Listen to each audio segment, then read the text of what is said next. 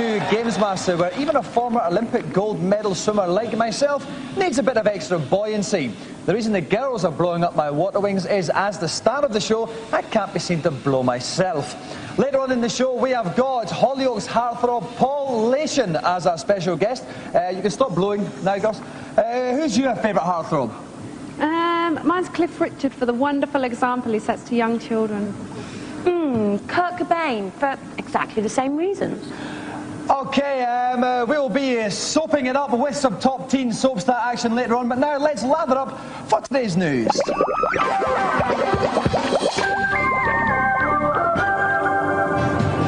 Seems our old friend Sonic has succumbed to the present climate of moral decay.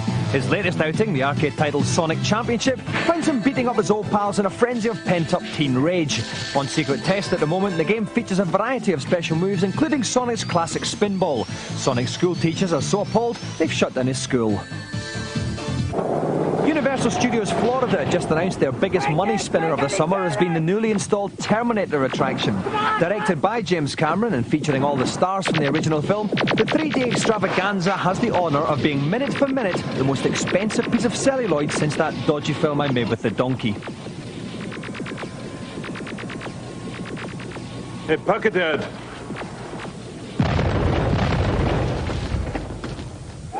Regular viewers, and I know of at least 3, will remember our feature on retro games a couple of weeks back. Well, now it seems the arcade classic Pac-Man is due for a comeback, but this time in virtual reality.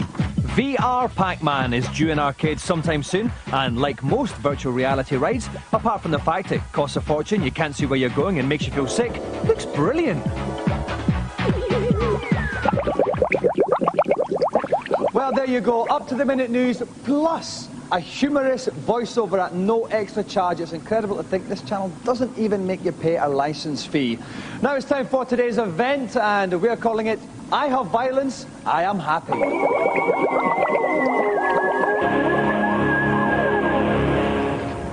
Like Doom before it, Quake is famous for its super-fast gameplay and ultra-violence. Also like Doom, Quake enthusiasts have been creating their own custom additions to the game and posting them on the internet.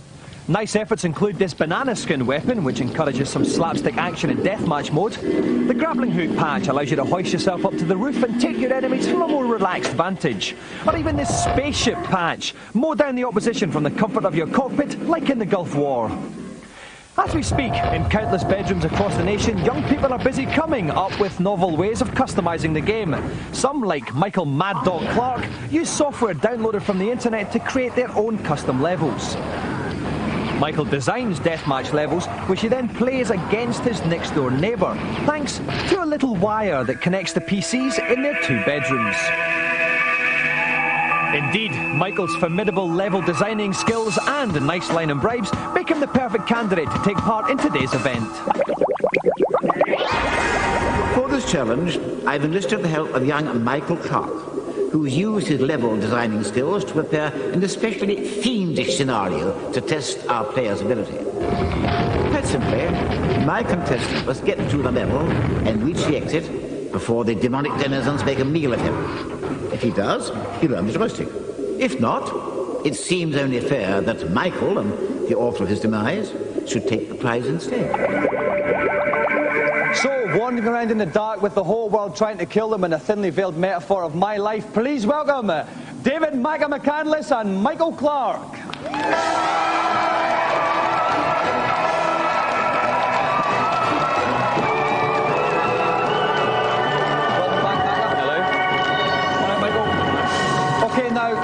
Micah, we saw you on last series. Yeah. In a feature out of the World Doom Championships in Seattle. Right. It's not unfair to say you were probably the best Doom player in Britain. Absolutely. Are you as good on Quake? Absolutely. There is no one who can even touch you? Nobody. At all. Michael, you think you've designed something which might test Micah a little bit? Yeah, actually I think it'll test him quite a bit. He's got loads of monsters, we're talking big monsters. We've got traps, and he hasn't got no chance. Right, okay, Michael, you're going to come with me to the commentary box. Mike, you're going to get in the game's play position, and we will get this Quake thing rolling. Welcome to the GamesMaster commentary position, Mr. Michael Clark. Okay, Michael, this fiendishly designed level that you've set for Micah, Tell us what problems he's going to have in the first room. Well, in the first room, you're going to be coming across about 5 or 6 grunts, and these are guys with shotguns, and, you know, they like to take people's arms off. Okay. You've got another ogre in there as well who shoots grenades, and he's pretty dangerous too. Okay, can you not just talk to these people and try and understand them? We can, but they'll probably blow your head off. Okay. Right, so just to reiterate the challenge, Maka has to get all the way through Michael's fiendishly designed special GamesMaster level with at least one little smidgen of his energy intact. Best of luck, Maka. Off you go. Okay, off Maka goes in the bottom centre of the screen. That's his energy. It's at 99 just now. I'll explain the other ones after. Okay, we've got all sorts of mayhem there. He's got a double barrel shotgun just now. Although, what's this he's got there? What's this weapon? That's a rocket launcher, and that'll just blow anyone apart. Okay, then he's going to block grunts and everything. He's switched back to the right. Switching between the two. Why is that? Well, some monsters are more effective when you shoot different sort of people. Okay, he's just picked up the nail gun and gone into the left. While he's there, let's take a quick look at the next room that Michael has designed. Now, Michael, what are we going to see in this one? Well, in here you've got these demons. They've got 2 big tentacles, and they just rip you apart. There's also about 5 grunts as well, you know, as we explained in the previous room. I would expect no less. Michael, okay then, let's have a look. Mike is just entering the room then. He's out the left. Okay, that's it now. We've got this little GamesMaster written thing there. Now, here's the grunts first of all. Where's that demon? He's just behind him, there. Oh yeah, that's the kind of demon, scabby looking guy. Yeah. What's the best way to take him out then? Double barrel shotgun. Which in fact he's done, and now indeed that's all the grunts gone as well. He's just picking up some extra ammunition. Is that all the baddies in this room? Yeah, unfortunately. But what's that? Oh, what's that? Oh, it's a locked door. It's a locked door situation. He can't get out. What's he got to do? Press the switch. The barrier's open. The switch is pressed. The barrier is open, and Micah is going through into the next section here. What are we going to see in here, Michael? A falling roof, and he's... Oh, he's a bit annoyed there, Michael. He thought that was going to crush the Maxstorm, but he manages to evade the falling roof. Okay, he's just taking out the dog now. He's pausing on the edge of the water. Now, what difference is the water going to make to it? It's things like health now. Is it going to be more difficult? Well, he can drown under there, which is obviously a problem. Generally, not something you'd like to advise. Okay, he's picking up some energy now. That means his energy is back to full strength now, but there's a couple of bad guys up there, but he's managed to clear them. He appears to be making short work of this, Michael. You've got one more kind of final big section. Let's take a look at it. What is going to be in this for him? Well, there's more and more grunts, obviously, and with some shotguns, and they'll blast you. But there's also a couple of demons and death knights in there, and they're nasty. So you are hoping this is going to be where Micah meets his match? Yeah. And I'm not going to try to say that again quickly. Okay then, if we look and we see that Micah's just in this final room, these are the grunts there. And oh, he's tanking now. This is no problem at all for him, Michael. Energy-wise, 71. He's doing all right, Michael? Yeah, unfortunately. Yes, Michael's level comes down. There's a demon though. The demon might take some of him, but he's dispatched the demon there. And he's back to 100 health. He's picking up. Things look very good for Micah. I hope you've made this next bit very tough, Michael. It is. Hopefully this should do it. Okay, then we just taking away some more grunts. He's still on 100 there. Grunts behind it. He's trying to find his way out of the level, remember. We're looking for an exit as well as dispatching all these denizens of netherworldly places. 88. His energy has gone down to now. And oh my God, tell us what's happening on the screen. We've got all kinds of stuff flying out there. Yeah, there's grunts, there's dogs, there's enforcers, and he's just getting pummeled. And his energy slipped down to 43 bits of energy left. I wouldn't imagine Michael will have left too many power-ups now, but that's a big old gun there. Yeah, and that's just going to literally take them apart, unfortunately. Okay, he's on 35 now. His energy is very low. We still haven't found the exit. He's gone back to this weird-looking gun. What is that, Michael? It's a lightning gun, and it actually shoots lightning, obviously. Yeah, well, it does exactly what it says on the tin. Does. Down to 19 now. This energy has plummeted now. Maybe Maka has met his match. No, but there was a power up there. There was some energy. He's back up to 44. That'll let him breathe a little bit extra there. He still can't find this thing. He's dropped out. Where's he going? What's he doing, Michael? He's going spiralling up and up, but he's just fallen down, so hopefully he'll stay down. Okay, so is the exit right at the top of the game there, Michael? Yeah. Okay, that's it, but he's just got dispatched. What's that guy? That's the death knight I was talking about. Right, and he looks particularly vicious there. He's down to 39 energy, but he's dispatched the death knight. Is this another one, or what's that? That's an ogre. And it's also dead now. He's got 39. Is that it? That's it! He's through with 39 bits of energy left. Back at punch Michael's level.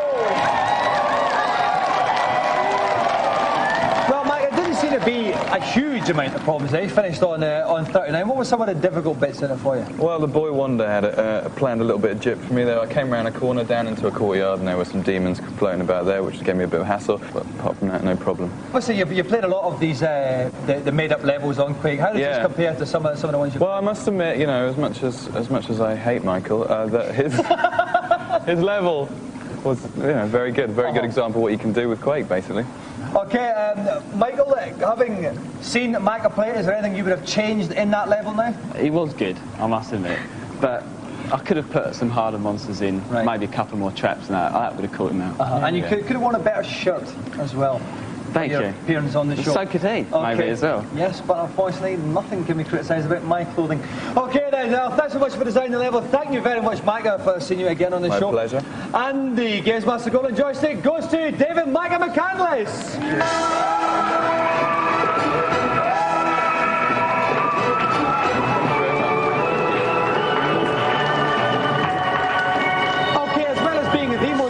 Comedy show on television. Technically, we are supposed to feature video games, and today is no exception as we quite literally review the hell out of a couple of the blighters. First up, for people who are too sad to fancy real ladies, they can now ogle the cynically large-breasted Lara Croft in Tomb Raider. The programmers themselves have made the lead character extraordinarily versatile. She can jump, she can flip sideways, she can roll along the ground, she can do everything. She can even swim when you come to the water sections. Along the way she'll come across puzzles and the odd bat or two, which you'll have to shoot and get through in true Indiana Jones style. Tomb Raider's 3D graphics are excellent, especially considering that they're only on a 32-bit machine, and they stand up really well next to Super Mario 64. The controls are slightly slow, like Prince of Persia, pressing a button, waiting a little while before the move actually happens. But the plot with all the rendered sequences gets you in, and it's a solid, good game.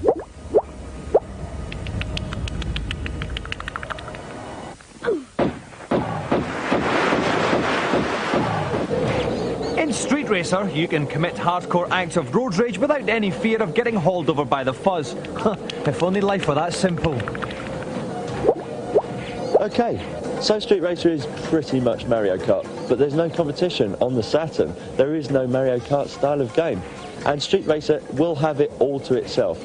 The 3D angles and the zoom out options only enhance what was already a very, very good game. There's also an 8-player simultaneous split screen mode, which is the first time we've seen anything like this tried in a racing game. It's a bit difficult to see where you're going, but it's good for a laugh if you've got that many friends. The playability itself subscribes to the adage that if it ain't broken, you don't fix it.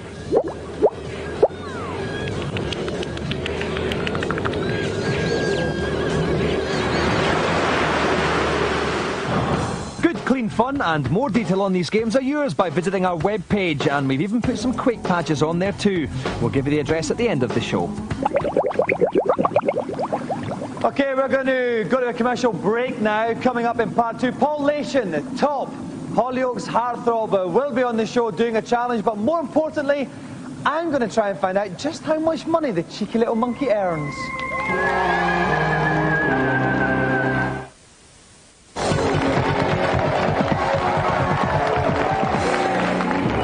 Welcome back to GamesMaster. In the commercial break, that you've seen a lot of adverts. What you don't know is one of them was a total lie. I'll leave you to think about exactly which one it was as we go to today's Celebrity Challenge.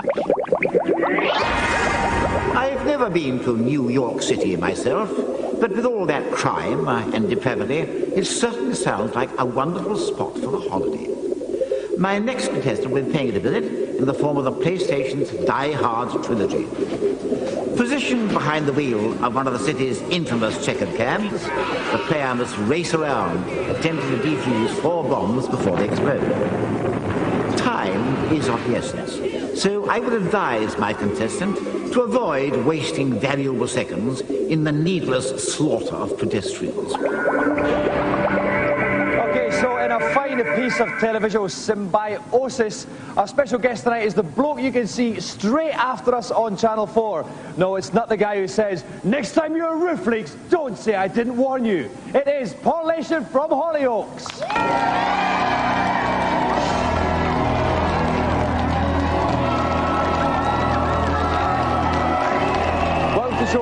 mate. I'm sure it's an honour for you to meet me. It is. It's an honour to be here. Okay, Paul, you're on 2 nights a week now. Yeah. Hollyoaks, so presumably are you getting twice as much money now? Yeah, I suppose we are getting twice as much money, yeah. How much, I mean, you know, putting humour aside for 1 second on the show, how much exactly do you earn? How much do I earn? Yeah. You just asking me how much I earn? I think so, unless I've gone mad. About 6 to 9 grand a week. 6 to 9 grand a week, so Yeah. it's considerably less than I get. Oh, just in the Hollyoaks though, just Right, in Hollyoaks. okay. Oh, because I've got my sideline jobs. Yeah, you do DJing, don't you? I do, yeah. Have you got a special DJ name? DJ Success. DJ Success. Was that your first kind of attempt at a name, or did you come up with a? I was DJ. Was that the best one? I was DJ Puffin. DJ Puffin. Yeah. I like that one. DJ Goose. But no. There's an animal theme running through. There was an animal theme. And then you came with Success, yeah. which isn't technically an animal. Well, no, but successful, success. Okay, Paul, if you would like to assume a game's playing position over there, mate. All right, me old diamond. I will go up to the comedy position. And sitting next to me in my own personal commentary cab is Rick Henderson. Rick, cab drivers a good or a bad thing? Well, my uncle's a cab driver, so they're definitely a bad thing. He's a complete lunatic, and he's crashed into about 500 cars. 500? Yeah, 500 cars. Give Exactly. or take some cars. Okay. Right, Rick, have you got any tips for Paul on this? Yep, certainly. Well, he's in a yellow taxi, so it's crash into everything time. I like your uncle. With the 3 bombs. Listen to us. There is a red arrow up in the top corner which will show him where the next bomb will be. So he's got to listen to us and take the right corners at the right times. So Paul has to whiz around the streets of New York and successfully blow up 4 bombs before they cause widespread damage. Best of luck, Paul. Your challenge begins now. In the top left-hand corner of the screen, you can see a compass. That's the red arrow is pointing to where the first bomb is. It should be straight in front of him now. There it is. The red target shows it. Kaboom! That's the first bomb successfully taken out there. The timer in the bottom left-hand corner is ticking away to when the second one's going to explode. When the hand gets to 12 right at the top of the screen, then it will go bang. Rick, it's got a good start from him. He's got a good start, and he's managing to pick up the bonuses. He had fire coming out his tyres there. That's the turbo mode. That's the turbo mode. He needs to use that a lot and pick up extra turbos to get round this course faster. Okay, does he want to be knocking into a lot of police cars? He's gone to the park! He went into the park and took out someone in a red jumper. Okay, it's right, all right, you can see the red arrow, it's straight in front of him, the next bomb should be dead ahead, quite literally at 12 o'clock. The time is ticking away though it's getting closer to 12. He needs to find this bomb soon, Rick. He should really turbo here. There it is, that's it. He got the second one, that was lucky because the time was ticking away. Okay, then we can see the little red arrow is now well, it was straight ahead of him, now it's going to easterly direction. That's it. It should be. He's missed the turbo, but he's got the time bonus. At least he's got the extra time. Okay, let's look at the time now. At this point, you can see the clock's ticking down to almost 1 o'clock. Now, when it gets to 12, it all goes bang. He took out another pedestrian there. And I just think that's a personal thing of his, really, there. Okay, now it's straight ahead. The bomb's straight away, but it's getting close to 12, but it's right in front of me. He might be like this, get it to time. Yes, just before it got to 12. That's the third bomb successfully taken out. And the only damage done to the cities of New York has actually been by Paul's taxi so far. And then, as if perfectly on cue there, he takes out some more. Now we've got one final bomb. The time is ticking away. It's in a kind of easterly direction. He wants to make it north, as he's done. I think it could be straight ahead, but we've got to watch that time. There's the last one. Is it going to get in the time? Yeah! It's in the terrible chaos. Paul Leyshon does the 4 bombs, completes the challenge successfully. Congratulations, Paul. Thank you very much. It wasn't easy. Well, no, the last 2 bombs especially were very, very close to exploding there. Yeah, I mean, I had to negotiate these corners, and it was just like very, very difficult at the last 2. Was there any similarities you saw between that game and Hollyoaks? Kurt does drive a fast car away from policemen, so I could see him running over a few people and smashing up a few cars. And in a lot of ways, Paul, life is just like looking for that next unexploded bomb. It's also like a bowl of cherries, Dominic. Is it? Yeah. But where's your stop? Where's my joystick? Right, well, a very good question, Paul. Your joystick is just about to arrive. We could wax lyrical about cliches about life for a long time yet, but that would be an entirely different show, probably late at night on BBC Two. Contrastingly, though, it is time to award the GamesMaster Golden Joystick to tonight's special guest, Mr. Paul Leyshon.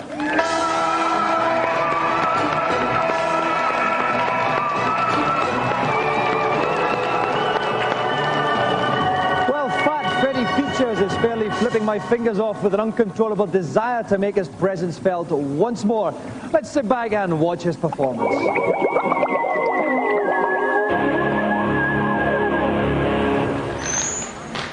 Being the undisputed heavyweight king of video games, I've come up with a few ideas of my own over the years, but I can't program. This is why I've mountain biked over to Tokyo to a special school that will teach me how to turn what's in there into buck-munching money spinners. In the West, game programming seems to be something you just fall into, but in Japan, they take it a lot more seriously. The Human School is just one of a number of establishments designed to turn ordinary Japanese civilians into video game giants. Dominic Diamond. Hi. Kuroyanagi-san. Hi. Kuroyabu-san. My Japanese is a bit rusty, so I chummed up with a bloke called Kurihara-kun, following a principle that stood me in good stead throughout my life. Of course, the best way to get ahead of school is crib off someone else. Kurihara-kun, what are you doing just now, mate?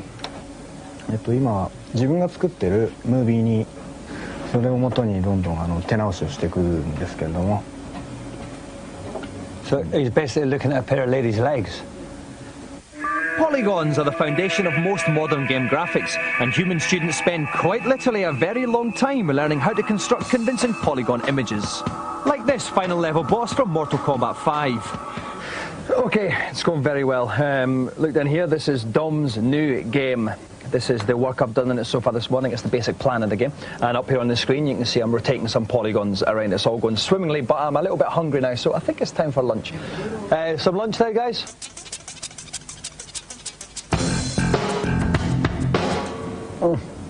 I'm sorry. This is absolutely disgusting. I'd barely recovered from my lunch before I was subjected to the nightmare of double gameplay theory, in which students are initiated into the intricacies of just why some games are so much more playable than others. It made my head hurt, so I legged it. Not surprisingly, this is the sound design room. Fairly funky guys in here. What they're being taught at the moment is how to add sounds to animation. This guy here has got a bouncing ball, and he's trying to get the kind of sound in the right timing. Okay, at the end of the second year, these students have to come up with a game as a project. This is the one which won the prize last year. It's good, for 2 years it's not bad. I was lying, it was cack. Human has published games produced by the school, not just bizarre role-playing games, but things like The Fireman on the Super NES, which sold 400 times more units than Mario World. 80% of people who are at the school will go straight into jobs as programmers. Very good percentage of that. All the big video games companies advertise here. We've got Konami up here, Nintendo, and Capcom over here. And this is a good one here. Scotsman needed, must be bald, yet strangely attractive and very amusing, to do no work for Macho Yeno. So I'm sorted for a job as well. 4 o'clock arrived and it was time for home. Unfortunately though, I'd been a disruptive influence, breaking wind at will, and was made to stay behind for some emergency coaching. See you guys. So I've got to do a little bit more work on my game, but I can let you have a sneak peek at just how brilliant it is. Okay, this is the playing area, like that, a grid. One person gets these wee guys, another person gets the other one. You put them on the grid in turn, and the object is whoever can get 3 in a row, first of all, wins. It's simple, but it might just work. That's it for today. On next week's show we have that great bender of the mind, Uri Geller. And I leave you with this question. If Chris Evans fell over when there was no one around to hear him cry, would he make a sound? Good night. Look, it's the website address there at the bottom.